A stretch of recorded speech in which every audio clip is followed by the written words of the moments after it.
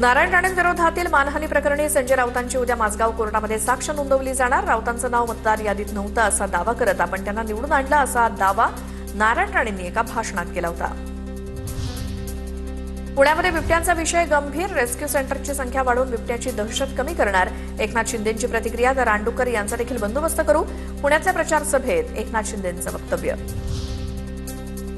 लोकलच्या वाढत्या गर्दीवरनं हर्षवर्धन सपकाळांची सरकारवरती टीका। डोंबिवली रेल्वे स्टेशनवरील गर्दीचा व्हिडिओ, सपकाळांकडून ट्विट।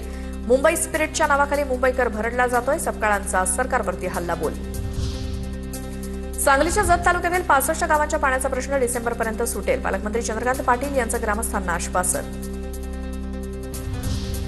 कोपर्डी प्रकरणात जे काही असेल ते पुराव्यासह सिद्ध करून दाखवा, जरांगेंचं अमोल खुणेंना आव्हान। आरोप करण्यापेक्षा माझ्यावरती गुन्हा दाखल करा, जरांगेंचा खुणेंना सल्ला।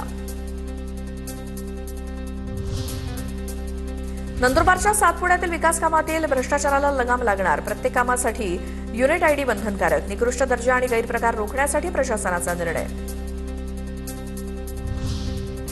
नाशिकच्या कुंभमेळ्यात श्रमदान करणाऱ्या विद्यार्थ्यांना गुणदान मिळणार, सावित्रीबाई फुले पुणे विद्यापीठाचा निर्णय। नाशिक जिल्ह्यातील महाविद्यालयांसाठी निर्णय। माथेरानमध्ये ई रिक्षांचा प्रश्न प्रलंबितच, हात रिक्षा चालकांकडून संताप व्यक्त। 10 फेब्रुवारीपासून ई रिक्षा चालकांचा बेमुदत संपचा इशारा।